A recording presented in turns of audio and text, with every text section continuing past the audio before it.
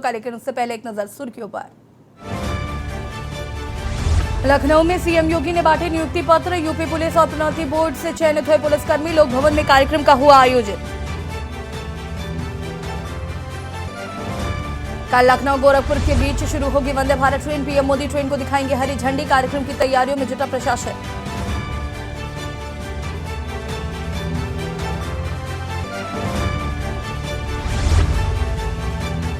विपक्षी एकजुटता पर बोले अखिलेश यादव, जो फॉर्मूला निकलेगा उसे सब मानेंगे। बीजेपी अब कमजोर पड़ रही है, 2024 में होगा बीजेपी का सफाया।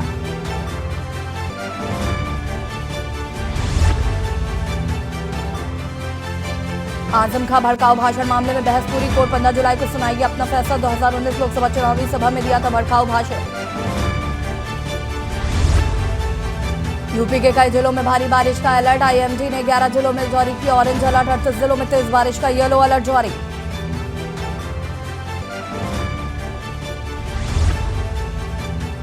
अमरोहा में पुलिस और बदमाशों के बीच मुठभेड़। पुलिस की गोली लगने से 2 बदमाश घायल। मुठभेड़ के दौरान एक सिपाही भी हुआ जख्मी। आप देख रहे हैं के न्यूज, खबरों का सारथी। गोरखपुर से खबर आपको बता देते हैं, जहां पर पीएम नरेंद्र मोदी का कल गोरखपुर दौरा है। बड़ी खबर आपको बता रहे हैं, प्रधानमंत्री नरेंद्र मोदी का कल गोरखपुर दौरा। करीब 1:30 बजे पीएम के गोरखपुर पहुंचने की संभावना।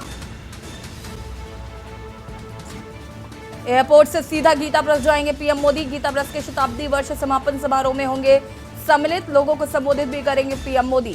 और करीब 3:25 पर पहुंचेंगे गोरखपुर जंक्शन। वंदे भारत ट्रेन को दिखाएंगे हरी झंडी।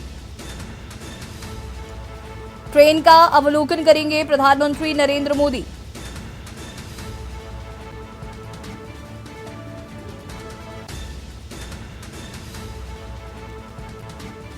स्कूली बच्चों से बात करेंगे पीएम। गोरखपुर जंक्शन के पुनर्विकास की रखेंगे आधारशिला। पीएम, राज्यपाल और सीएम योगी रहेंगे मौजूद। और इसी खबर पर ज्यादा जानकारी के लिए ब्यूरो चीफ रामशंकर हमारे साथ जुड़ चुके हैं। क्या कुछ जानकारी है प्रधानमंत्री नरेंद्र मोदी के गोरखपुर दौरे को लेकर? जी बिल्कुल, देखिए कल जो है प्रधानमंत्री नरेंद्र मोदी गोरखपुर आ रहे हैं और वो सीधे एयरपोर्ट से गीता प्रेस जाएंगे, जहां वो शताब्दी वर्ष में शामिल होंगे और वहां एक जनसभा भी करेंगे, जहां पर लोगों को वो संबोधित भी कर सकते हैं। साथ ही उसके बाद वंदे भारत एक्सप्रेस ट्रेन को हरी झंडी दिखा के गोरखपुर रेलवे स्टेशन से जो है रवाना करेंगे। और निश्चित तौर से ये गोरखपुर के लिए बहुत ही खुशखबरी की बात है, जहां से प्रधानमंत्री जो है हरी झंडी दिखा के गोरखपुर को वंदे भारत एक्सप्रेस ट्रेन देंगे, जो आपको बता दें कि गोरखपुर से लखनऊ के लिए चलेगी। जी ठीक है, कब तक पहुंचेंगे, क्या जानकारी है? सुरक्षा को लेकर क्या कुछ व्यापक इंतजाम किए गए हैं? क्योंकि देश के प्रधानमंत्री हैं नरेंद्र मोदी और वो तकरीबन 1 बजे के बाद गोरखपुर पहुंचने का उनका शेड्यूल है। जो प्रोटोकॉल है वो 1 बजे के बाद है। वहां से वो सीधे एयरपोर्ट से जो है वो गीता प्रेस जाएंगे, जिसको इनकी सुरक्षा के लेके तमाम पुलिस के आला अधिकारी, बड़े से बड़े अधिकारी, यहाँ तक कि डीजीपी और मुख्यमंत्री खुद गोरखपुर पहुंचने वाले हैं। और चप्पे चप्पे पे पुलिस का नजर होगा। सारी व्यवस्था जो है, सारा देख रेख जो होगा वो पुलिस के निगरानी में होगा। तमाम तरह की जो है और सोर्सेज हैं, जो एजेंसीज हैं, वो भी जहां जहां पीएम मोदी का कार्यक्रम है वहां जांच पहले से करेंगी। क्योंकि देश की ये प्रधानमंत्री हैं, तो पूरी तरह से सुरक्षा का ख्याल में रखते हुए पुलिस के साथ साथ जो अन्य एजेंसियां हैं वो भी जो है लगातार अभी से जो है उनकी सुरक्षा के लिए तमाम जगहों का निगरानी कर रही हैं और देख रेख कर रही हैं, ताकि उनके सुरक्षा में कोई चूक ना हो। और एक बात और आपको बता दें कि पीएम मोदी के दौरे को लेके जो है गोरखपुर के तमाम रूट को डाइवर्ट कर दिया गया है और बड़े से बड़े वाहन जो शहर के चारों तरफ से एंट्री एग्जिट पॉइंट होते हैं, वहां पर गाड़ियों को रोक दिया जाएगा कल। जी ठीक है, बहुत बहुत शुक्रिया आपका तमाम जानकारी के लिए। और बता दें 1:30 बजे पीएम मोदी गोरखपुर पहुंचेंगे।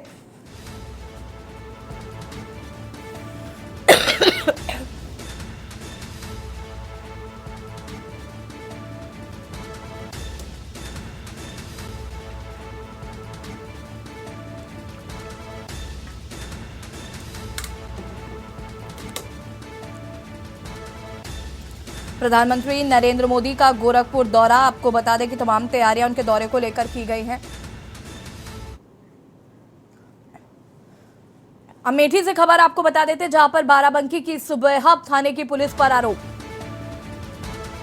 मुलजिम को पकड़ने आई बाराबंकी पुलिस पर आरोप। अभियुक्त की हत्या का बाराबंकी पुलिस पर है आरोप। सुबेहा थाना क्षेत्र का रहने वाला था मृतक आरोपी। पुलिया पश्चिम गांव में अपने ससुराल में रहता था मृतक। बता दें कि पुलिस को देखकर भागने से नाली में गिरा था आरोपी। जगदीशपुर सीएचसी के डॉक्टरों ने आरोपी को किया मृत घोषित। सुबेहा थाना क्षेत्र का ये पूरा मामला, जहां पर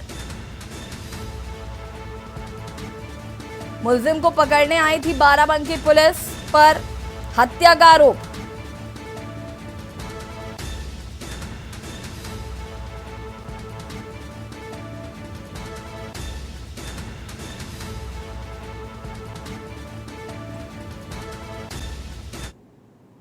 सर इनके जीजा थे, इनके भाई का एक्सीडेंट हुआ था, देखने के लिए आए थे 2 दिन पहले।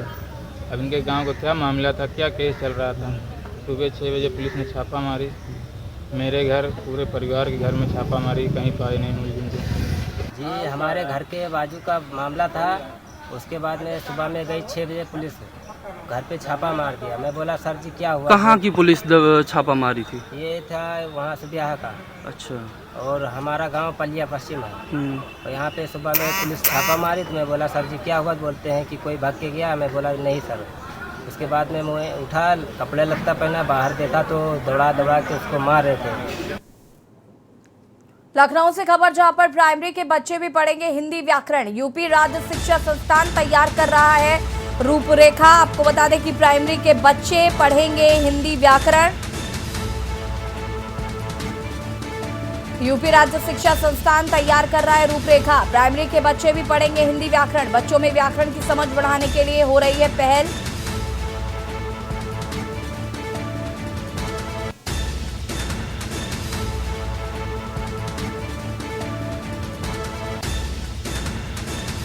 बच्चों में व्याकरण की जागरूकता बढ़ाने के लिए की जा रही है पहल। प्राइमरी के बच्चे भी पढ़ेंगे हिंदी व्याकरण।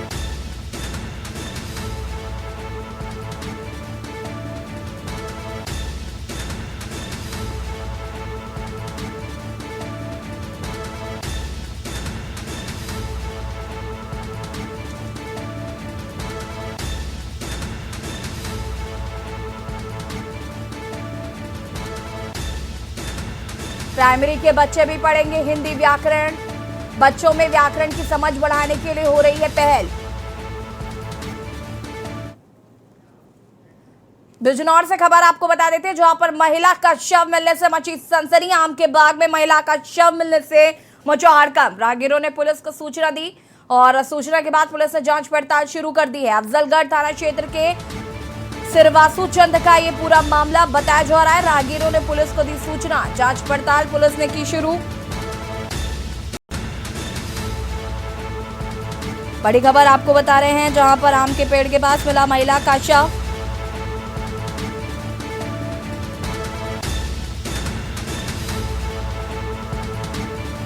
पुलिस फिलहाल जांच पड़ताल में जुटी।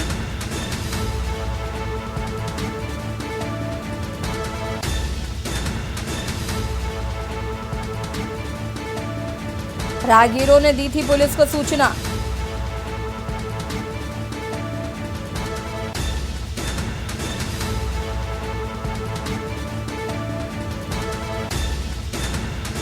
बड़ी खबर आपको हम बता रहे हैं,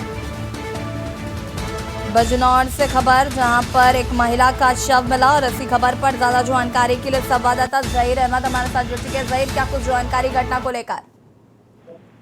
बिल्कुल, देखिए मैं आपको बता दें, बिजनौर के अफजलगढ़ थाना क्षेत्र का है, जहाँ के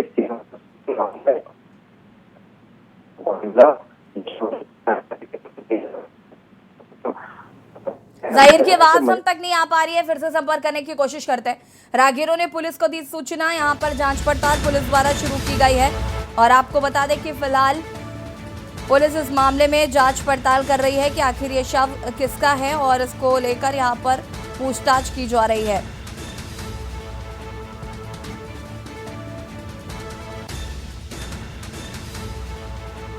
बिजनौर से खबर आपको बता रहे हैं, जहां पर मिला महिला का शव। पुलिस फिलहाल मामले की जांच पड़ताल में जुटी।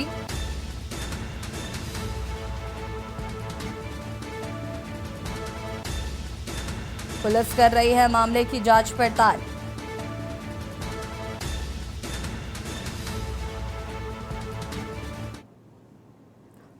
फर्रुखाबाद से खबर आपको बता देते हैं, जहां पर चोरी की घटनाओं से मचा हड़कंप। फर्रुखाबाद से खबर, चोरी की घटनाओं से मचा हड़कंप।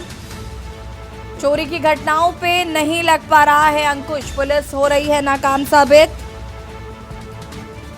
कोतवाली कायमगंज के मोहल्ले में हुई चोरी। मोहल्ले में 4 मकानों में हुई चोरी। एक घर से 1 लाख की नकदी समेत जेवर चोरी। बाकी के 3 घरों में चोरी करने में हुए असफल। तीनों घरों में दीवार काटकर करने वाले थे चोरी। चोरी की बढ़ती घटनाओं को लेकर पुलिस अनजान। बता दें कि चोरी की घटनाओं पर पुलिस नहीं लगा पा रही है अंकुश।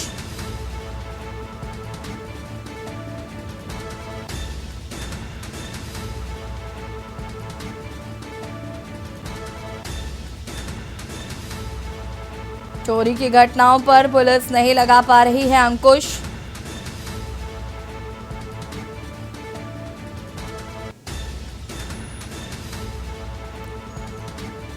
चोरी की बढ़ती घटनाओं को लेकर पुलिस अनजान। वो तोड़ के घुस गए और पैसे निकाल लिए 1 लाख से। तम्बाकू भी की थी और माल था हमारी बहन का, सब जेवर और अम्मी का माल था, सब दे गए। अच्छा, कितना लगभग नुकसान हुआ तुम्हारा?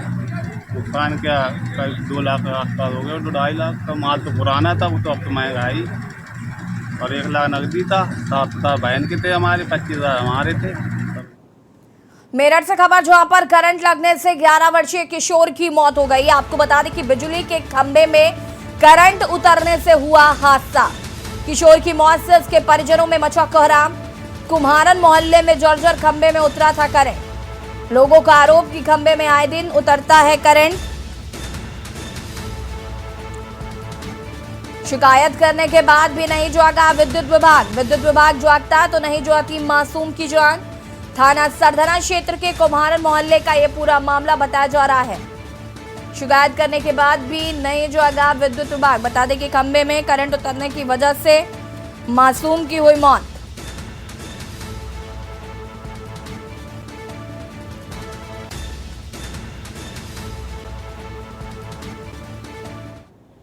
मैं राशिद कुरैशी।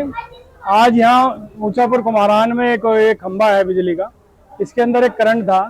सुबह एक बच्चा ऊंचापुर का इधर से गुजरता हुआ गया तो वो खंभे से टच हो गया और जिसकी वजह से उसकी 11 साल का बच्चा है रिहान, उसकी मृत्यु हो गई।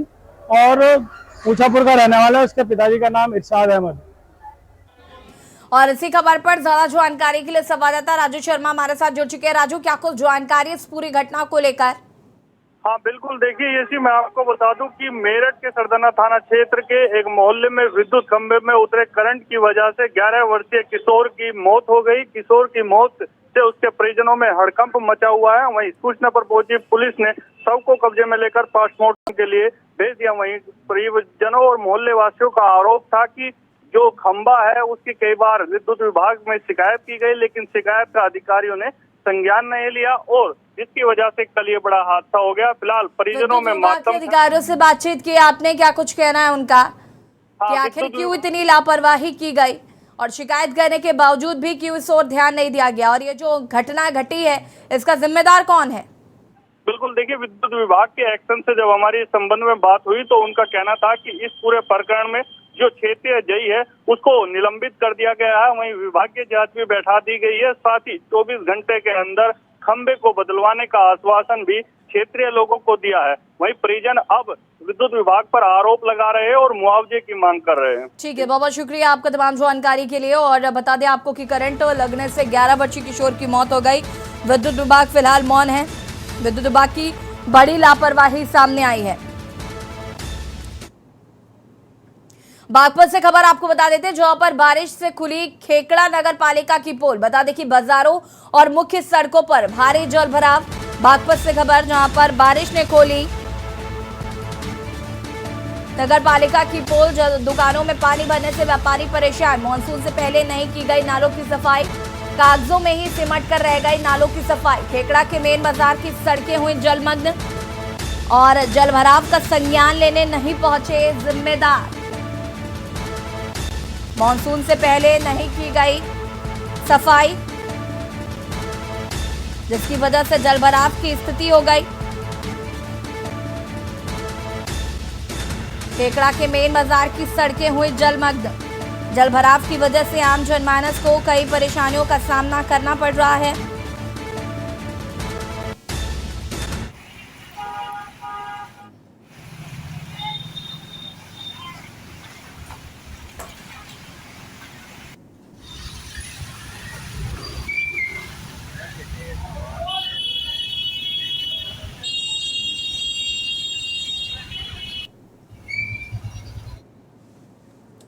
और इसी खबर पर ज्यादा जानकारी के लिए संवाददाता कुलदीप पंडित हमारे साथ जुड़ चुके हैं। कुलदीप, क्या कुछ जानकारी इस पूरी मामले को लेकर?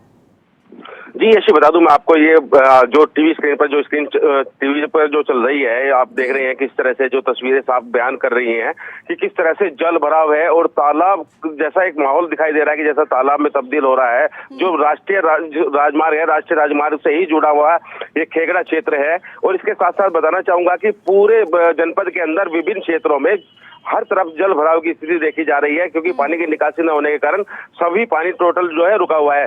हालांकि देर रात भी कल एक जो बच्चा था, 5 साल के बच्चे की पानी में डूबकर मौत हो गई थी। उसके बाद से ही जो जितने रेलवे क्रॉसिंग बने हुए हैं, जिनके अंडरपास बने हुए हैं, इनमें सब में पानी भरा हुआ है। लगभग 50 से 60 गाँव का संपर्क पूरी तरीके से शहरी क्षेत्र से टूट चुका है। और हर तरफ आप देख रहे हैं किस तरह की बातचीत करने की कोशिश की, क्या कुछ कह रहा है उनका संदर्भ में? जब हमारी इस संबंध में जो इसके ये होते हैं, अधिशासी अधिकारी होते हैं, हमने उन लोगों से बात की तो उन्होंने कहा कि निकासी कराई गई थी और साफ सफाई भी कराई गई थी और हमारे पास सारी टोटल फाइलें हैं, टोटल कागजात है। मीटिंग की गई थी, मीटिंग के संबंध में ही उसके बाद में सफाई अभियान चलाया गया था। लेकिन कहीं ना कहीं साफ तौर पर दिखाई दे रहा है, जिस तरह से तस्वीरें दिखाई दे रही है, जिस तरह जल भराव है, उसे साफ तौर पर दिखाई दे रहा है कि कहीं जितने भी तमाम जो अधिकारी हैं वो कहीं ना कहीं लिपापोती वाला काम कर रहे हैं या फिर बहानेबाजी का काम कर रहे हैं। हालांकि पूरी तरीके से पानी भरा हुआ है और चारों तरफ तराई बची है। बहुत बहुत शुक्रिया आपका तमाम जानकारी के लिए। और बता दें आपको कि बाजारों और मुख्य सड़कों पर जल भराव की स्थिति। और रुकेंगे छोटे से ब्रेक के लिए, जो हाजिर होते हैं ब्रेक के बाद। एक बार फिर से आप सभी का स्वागत है। बुलंदशहर से खबर आपको बता देते हैं, जहां पर दबंगों ने युवक को चाकू से गोदा। बुलंदशहर से खबर, उधार दिए 5000 रुपए मांगने पर किया गया हमला। बता दें कि 3 दबंग भाइयों सहित 4 के खिलाफ FIR दर्ज। दबंगों ने युवक पर करीब आधा दर्जन से अधिक चाकू मारे। घायल को CSC से हार मेडिकल सेंटर के लिए रेफर किया गया है। गुलावटी कोतवाली क्षेत्र का ये पूरा मामला बताया जा रहा है।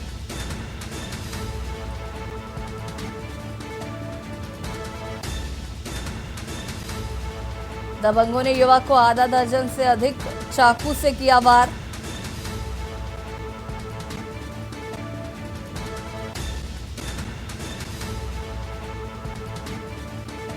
और ऐसी खबर पर ज्यादा जानकारी के लिए संवाददाता अनिल मेड़ा हमारे साथ जुड़ चुके हैं। अनिल, क्या कुछ जानकारी इस पूरे मामले को लेकर? जी देखिए, बिल्कुल मैं आपको बताऊं, जनपद बुलंदशहर गुलावटी क्षेत्र का मामला है, जहां दबंग युवकों ने एक उधार के 5000 रुपए उधार के मांगने पर जो चाकुओं से गोद दिया है और करीब आधा दर्जन चाकुओं से वार किया गया। और बार होने के बाद में जो हालत में उसको छोड़ के फरार हो गए। लेकिन अगर बात की जाए तो पुलिस को सूचना मिलते ही जैसे वहाँ पुलिस पहुंची है, पुलिस ने उस जो घायल व्यक्ति है उसको अस्पताल CSC में भर्ती कराया। लेकिन CSC में डॉक्टरों ने उसे गंभीर हालत देखते हुए हायर सेंटर के लिए रेफर कर दिया गया है। लेकिन अगर बात की जाए तो अभी तक किसी भी आरोपी को पुलिस के द्वारा नहीं पकड़ा गया है। और लगातार पुलिस की बात जो की है, हालांकि 4 लोगों के खिलाफ मुकदमा दर्ज कर लिया गया है पीड़ित की तहरीर के, पिता की तहरीर के आधार पर। लेकिन पुलिस लगातार दबिश दे रही है, लेकिन अभी तक किसी आरोपी को पुलिस अभी गिरफ्तार नहीं कर पाई है। लेकिन अगर बात की जाए बुलंदशहर में, तो बुलंदशहर में जिस तरह से दबंगों के हौसले लगातार बढ़ते जा रहे हैं, तो वो कहीं ना कहीं कह सकते हैं दबंगों में पुलिस का बुलंदशहर में कोई भी खौफ देखने को नहीं मिल रहा है। ठीक है अनिल, बहुत शुक्रिया आपका तमाम जानकारी के लिए। और बता दें कि 3 दबंग भाइयों सहित 4 लोगों के खिलाफ मुकदमा दर्ज किया गया है। फिलहाल पुलिस के हाथ खाली हैं।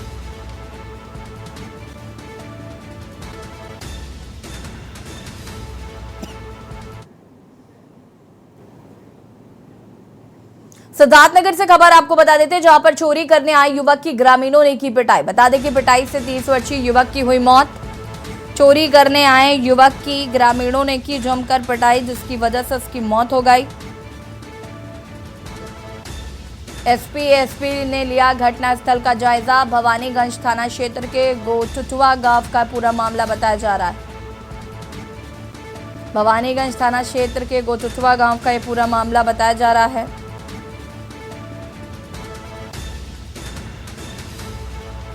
पिटाई से 30 वर्षीय युवक की हुई मौत।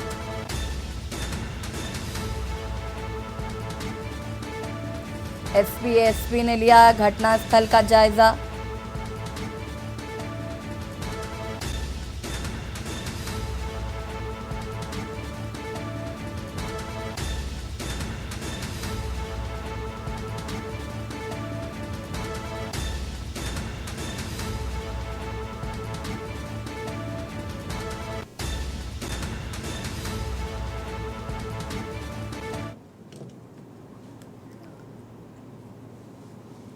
बस्ती की कोतवाली पुलिस और एसओजी टीम ने 10 साल से फरार चल रहे 10,000 के इनामी बदमाश को लखनऊ के चारबाग मेट्रो स्टेशन के पास से अरेस्ट किया है।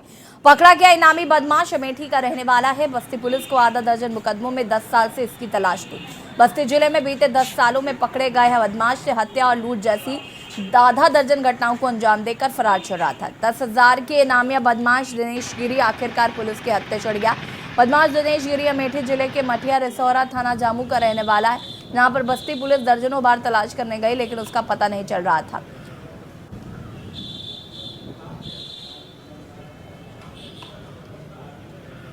दिनेश गिरी पुत्र मुरली गिरी जो मूल रूप से थाना जामू अमेठी का रहने वाला है और इसके ऊपर करीब 10 अपराध दर्ज और काफ़ी देर से फरार चल रहा था और उसमें कोर्ट से भी वारंट मिल गया था। इसको लखनऊ चारबाग स्टेशन के पास से पकड़ा गया है।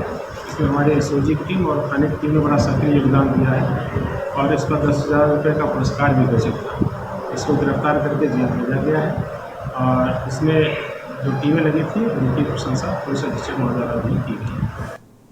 खबर लखनऊ से, जहां पर स्वच्छ भारत मिशन के अंतर्गत गुरुवार को 1090 चौराहे पर वित्त मंत्री सुरेश खन्ना ने रैली का शुभारंभ किया।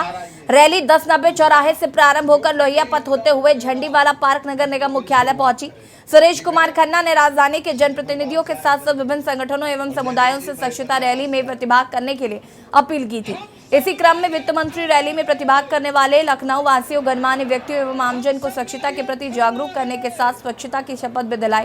रैली के माध्यम से आमजन को अपने शहर को स्वच्छ एवं साफ सुथरा बनाने के लिए प्रेरित किया गया। प्रदेश के नगर विकास एवं ऊर्जा मंत्री ए.के. शर्मा स्वच्छता रैली में बतौर विशिष्ट अतिथि के रूप में शिरकत कर ली। रैली को संबोधित किया और स्वच्छता के प्रति लोगों को जागरूक किया है। और ऊर्जा मंत्री आदरणीय श्री ए.के. शर्मा जी, हमारी लोकप्रिय महापौर आदरणीय श्रीमती सुषमा खरगबाल जी कि हम सब ने ये ठाना है लखनऊ स्वच्छ बनाना है, पहला नारा ये। दूसरा, यूपी भी इंदौर बनेगा, लखनऊ ही शुरुआत करेगा। ठीक है, भोपाल से आए इस रैली के लिए और जयदेव जी मलियाबाद से आए। खबर गाजीपुर से, जहां पर करीब 4 सालों से सिविल लाइन बिछवाने का कार्य चल रहा है। जल निगम कर रहा है, जिसकी वजह से पूरे शहर में गड्ढे हो गए हैं और सड़कें क्षतिग्रस्त हो चुकी हैं। सीवर बनाने के लिए पूरे शहर की सड़कों को खोद दिया गया है, पर उन सड़कों को दोबारा मानक के अनुरूप नहीं बनाया गया, जिसकी वजह से जगह जगह पर गड्ढे हो गए। पूरे शहर में लोगों का चलना दूभर हो गया है। समस्या को लेकर जिले के समाजसेवी विवेक सिंह शम्मी पोस्टकार्ड अभियान चला रहे हैं। पोस्टकार्ड पर लोगों से उनकी समस्याएं लिखवाकर पोस्टकार्ड को मुख्यमंत्री को भेजने का अभियान विवेक सिंह द्वारा चलाया जा रहा है। अब तक 1075 पोस्टकार्ड मुख्यमंत्री को भेजे जा चुके हैं और अधिकारी अब हरकत में आए हैं और उन्होंने गड्ढों को भरना शुरू किया है।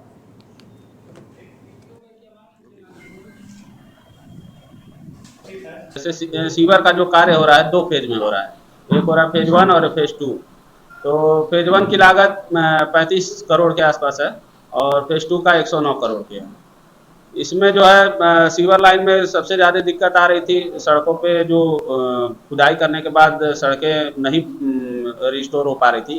इसकी वजह से जिला प्रशासन द्वारा सड़क खोदने पर जो है प्रतिबंध लगा दिया गया था। इस समय वर्तमान में जो है काम को के दृष्टिगत वो करना भी जरूरी है। तो अभी काम चल रहा था, लेकिन अभी बरसात की वजह से अभी फिलहाल वर्तमान में काम बंद है। अब जैसा कि आप जानते हैं, पिछले 10 वर्षों से हम शहर के अंदर कोई भी जनहित का मुद्दा होता है उस पर हम अपनी बात रखते हैं, लेकिन बरसात के शुरुआत में ही जो सीवर के चलते हालात पैदा हुए थे, हम लोगों ने कई बार प्रयास किया कि ठेकेदारों से जो भी संबंधित फर्म इसमें काम कर रही थी कि वो कायदे से काम करे और जल्द से जल्द उसका निपटारा करे, लेकिन उनसे हो नहीं पा रहा था। मजबूरी में आकर के जब स्थिति बारिश के समय में बिगड़ने लगी तो हम आंदोलन के लिए बाध्य हुए और पिछले 5 दिनों से हमारा आंदोलन चल रहा था, जिसमें ये छात्र नेता दीपक उपाध्याय और समाज सेवी भी है, पीजी कॉलेज का पदाधिकारी भी रहा है। इसके साथ साथ करीब 20 सहयोगी लग करके इस कार्यक्रम को सफल बनाने में लगे हुए थे। बुलेटिन में फिलहाल इतना ही। देखते रहिए के न्यूज़ इंडिया। नमस्कार।